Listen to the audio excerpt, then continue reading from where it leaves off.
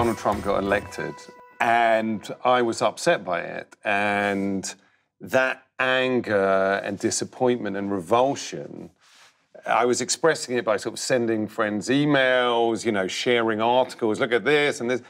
And then in the end, I was so angry, I felt I actually have to channel that into some characters who could sit with some of those people. You know, because I wanted to sit with those people who were his friends. You know, and that was actually, you know, what you sometimes do through other artistic means. I was like, it was strange because I'd come out of a period of doing a bunch of movies and I have to go back to this old style of comedy that's difficult for me to do, but I have to do it because I'm so upset.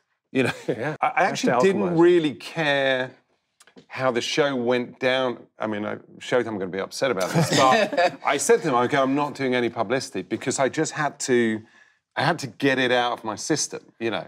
I'm curious, sort of sitting with the various people you sat with, when did you know that you had struck gold? What were you looking for? What was success?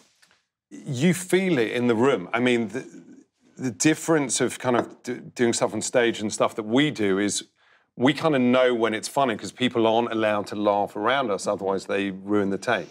Now, obviously, you know, there's no one else around, there's just the cameraman, but you instinctively know if it's funny and also if you've got enough. But is funny the goal or is exposing somebody the goal? What's the goal? There's two of them. It has to be, for me, I love being funny, so it has to be funny, and then if I can get something that interests me, then that's, you know, I'm very satisfied with that.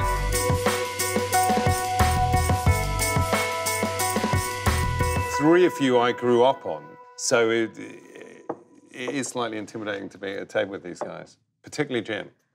I was scared of becoming famous. I managed to get away with it because I was lucky enough to have my characters be famous in England. So for a few years, no one actually knew what I looked like. So basically, I was able to have the success without any of the, can I call it hassle? Yeah. Because I couldn't really see the great upside other than if you were single as a guy, you would generally be able to date girls that were better looking than you should have been able to date. That's a fair. Apart from that, I couldn't really see the great benefit of being famous. But I was saying, so I got away with not being famous for many years. I think that fame thing is a tricky thing. I mean, I still struggle with it. Absolutely. Yeah. It's a weird thing. You want to be able to turn it on and off, you know? Yeah. I'm telling you, kids, don't come to Hollywood. I'm serious. Your camera's there. Is that me?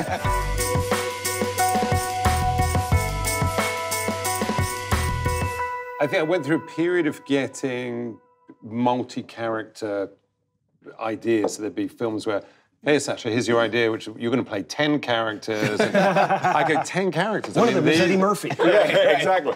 I go, this takes a long time, you know. So there was a period where, you know, multiple character movies, and I think there was no understanding that it takes time, and obviously some are going to work and some aren't. And then, weirdly enough, at one point, I think after Borat, because Borat was the first openly anti-Semitic character, that I suddenly started getting Jewish characters, as if suddenly I was the only Jew in Hollywood.